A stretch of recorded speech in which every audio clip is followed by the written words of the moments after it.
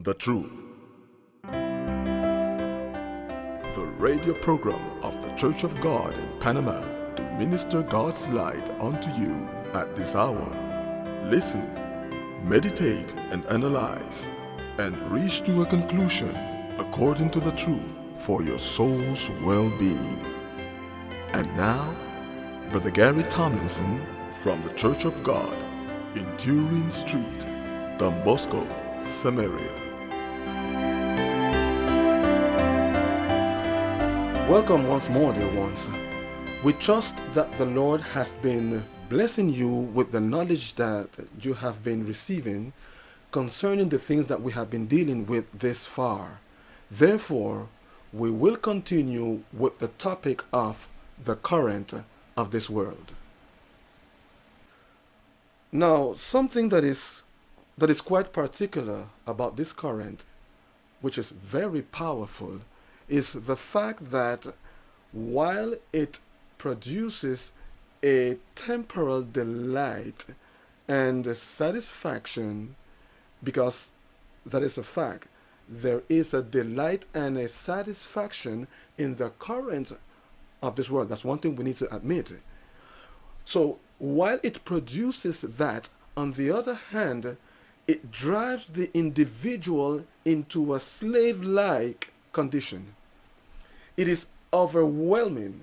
Also, it causes annoyance and leads the individual into folly. Now, what am I talking about? When we talk about a slave-like condition, we are referring to that state in which the individual finds himself doing that which he really doesn't want to do. But he finds himself in it because the majority is also in it.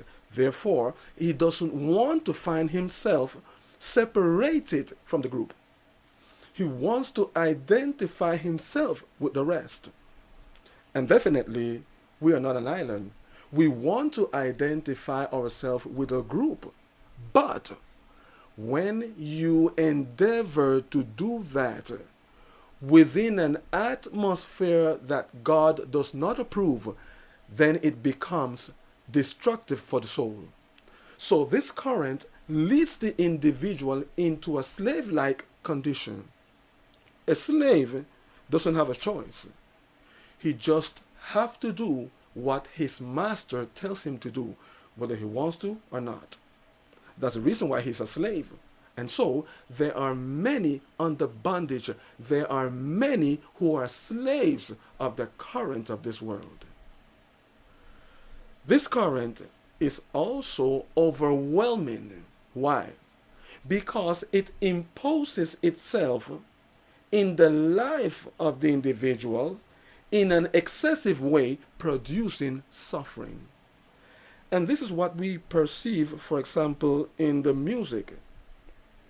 What music stimulates, to what direction he leads the individual to then leave him in a state of profound suffering. For example, think of these worldly songs, what they suggest: sex, adultery, fornication, wickedness, and of course, people listen to these songs continually. And while they continually listen, they are influenced in a powerful way to do precisely those things that they continue to listen. This is the effect of publicity. This is why enterprises invest large amounts of money in publicity, because that's the way how they control people. You listen to it at the radio, you see it on the billboards, it's on the TV. So when you go shopping, what takes place? You end up buying that product that has been in your mind throughout the entire day. That same product that you hear on the radio, you saw it on the billboard, and you also saw it on the TV. That's publicity. And you know something? The devil does a lot of publicity through the current of this world. Believe it or not. So You hear this song today and you hear it again tomorrow and day after tomorrow again and again, and you don't even take note when the words of that song begin to penetrate your mind, your spirit, your entire being, endeavoring to drive you into that spirit of, for example, fornication. You begin to desire that woman, and of course, you fall into it because the same effect is also working in her spirit. So when everything is over, when the delight, let's say for 15, 20 minutes, it's over, when it's gone, you find yourself in a situation, perhaps for a lifetime, an unexpected baby, and only God knows the consequences that follow. So this current, the current of this world, is overwhelming. It imposes itself in the life of the individual in an excessive way. It's just as someone that drinks. He does it once and twice and the third and the fourth. So he goes on beyond the limit till he arrives into a very, very sad state. Now, as we mentioned, it also produces annoyance. The individual becomes angry, fed up, tired of living this life.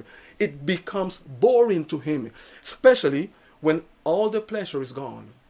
For a moment, as I mentioned, there is a joy. For a very short time, there is satisfaction for a short time. And you know what? That joy is not real joy. That satisfaction is not real satisfaction. But when everything is gone, you know about it. When everything is gone, in what state it leads the individual. All of this, for what? It goes back into that state of being tired of it. You know, there are many in this world who are tired of being driven by the current of this world, but they find themselves over and over doing the same things. Why? Because they have become slaves, as we mentioned, slaves of this current. This is exactly what is taking place. Look, think of those that have fallen into drugs. You see, there are many that are tired of the effects of drugs in their lives. They want to leave it, but they can't. Because when they determine, or supposedly determine to leave it, they have to face that condition in which the body begins to crave for it. I want more. I want more. They have habituated themselves so much to this that the law of the members is activated and cry out for it. I want more. It's too much. It's too much to resist it. That's the reason why there is a need for an external help, a very special help. But that's the same thing that happens regarding the current of this world. There are many who are tired of worldly music. They're tired of worldly styles. They are tired of their own mentality. They want to change. Yes, they want to change. But when they try to do it in their own strength, the power of the current of this world is too much for them. Now that's the reason why there is the need of the mighty hand of the Lord. For it is the only solution to deliver, is the only way of deliverance from this power. And so it also leads the individual into folly. Now let me tell you something. If you analyze the behavior of those that are being driven by the current of this world, once you have studied their lives, you will take note that people have become foolish. Look, just to think of the attirement, certain styles just doesn't make sense. They don't make sense. The way some shoes are designed, blouses, pants, they just don't make sense. in a general sense, is so uncomfortable. Look, the time it takes to get your body into it, and added to that, the discomfort when you walk, when you sit, when you stand, in all ways, it's just not normal. It is just not normal. And you can apply this to the different ramifications of the current of this world that leads the individual into a state in which, normally speaking, he is not reasoning. He is not thinking. There is only one power that not only counteracts the power of the current of this world, but it overcomes it, and that's God's power. It's God's power. That's the only solution. The only solution. For example, now, for you to have a clearer idea about the current of this world, think of a flash flood. A flash flood. A flash flood is a sudden and destructive rush of water down a narrow gully or over a sloping surface caused by a heavy rainfall. That's a very dangerous phenomenon. Now, if you have seen a flash flood, you should have an idea of how impressive it is. It moves with an incredible force. It sweeps away everything in its path. Now, there is something quite impressive of a flash flood. In some rivers, it gives no warning. It just suddenly comes. You could be bathing in a river and everything seems calm, nice, bright sun, nice atmosphere, everybody enjoying themselves. And suddenly it just comes like this, in no time flat, no warning. Now you could wonder, but what happened? Now, in a region upstream, far away from this point where everything was tranquil and nice, there was a heavy rain. Of course, not noticeable, because we are talking about a very, very far distance. I'm sure you have found yourself talking to people and they tell you, hey, here is raining cats and dogs. But in your area, at your point, you reply, but here is as dry as ever. Those things happen. Well, at that point, where rain falls heavily, the flash flood is formed, and there goes. So those that are in the river bathing and having a good time, they don't perceive anything at all. There's no sign, and suddenly they are swept away. Now, all this information concerning the flash flood is with the idea of having a clear understanding of how the current of this world works, because it is basically the same. The only difference is that when we talk about the flash flood, we talk about it as a physical phenomenon, but the current of this world is a spiritual phenomenon.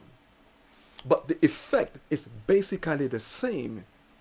Now, no, you don't imagine the amount of people that are swept by this spiritual phenomenon, and they haven't even taken note of it, And the sad part of it is that if you stay in that condition, you're going to end up being swept by it to eternity without God.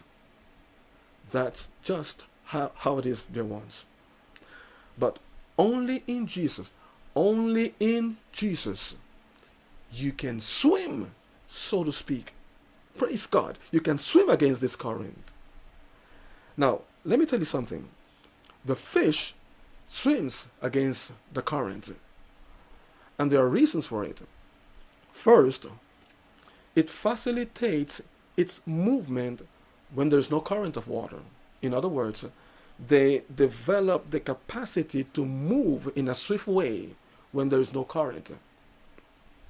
Added to that, it facilitates their feeding as the mechanism allows them to feed from the microplankton drawn by the current. In other words, it makes the feeding process easier for them.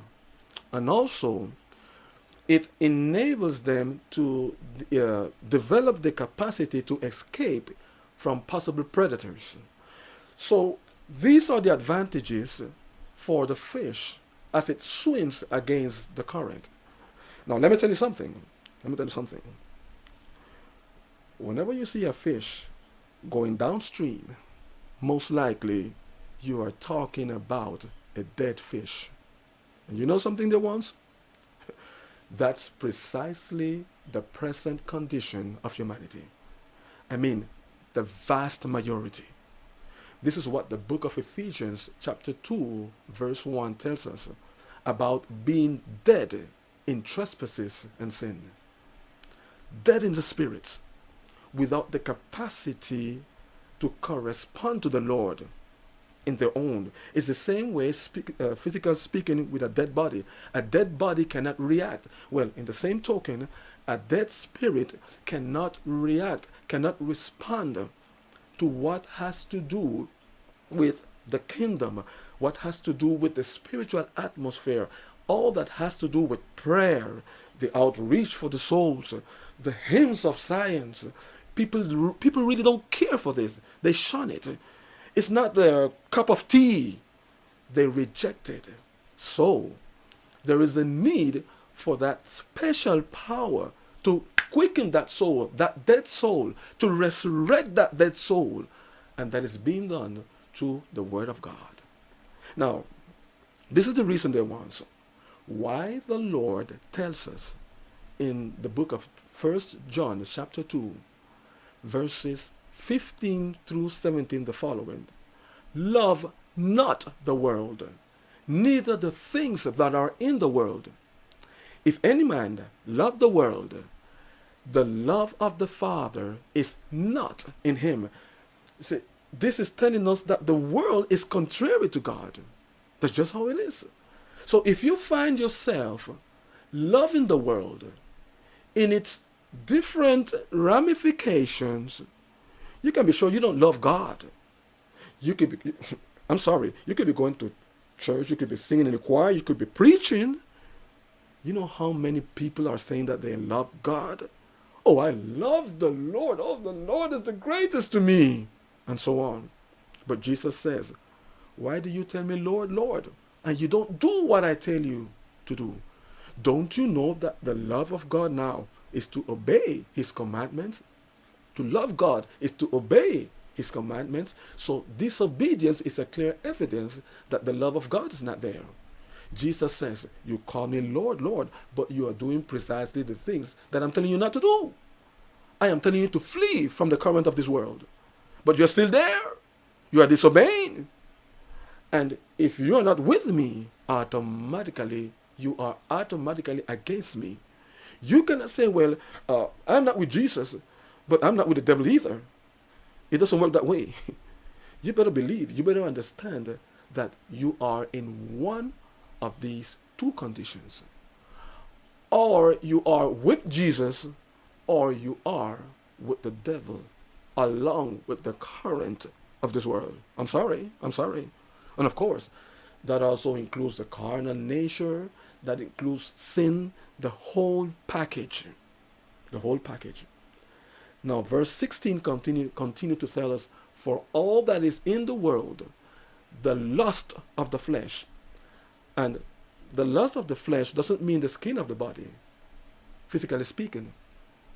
It has to do with the carnal nature, the sinful nature. And the lust of the eyes, when you see, you need to see it before you desire it. Have you heard about out of sight, out of mind? Well, it's precisely that. If it's not pictured in your mind through your eyes, then it will cause no effect. But if you see it, if it's there, the devil has what to work within you. So when you see that girl, when you see that dress, and you begin to desire it, that worldly dress, you begin to desire it. And the pride of life is not of the Father, but is of the world. If it doesn't come from God, then it's not good. I'm sorry. It's not good. It's wicked. It's destructive for the body, for the soul, for the mind, for the spirit.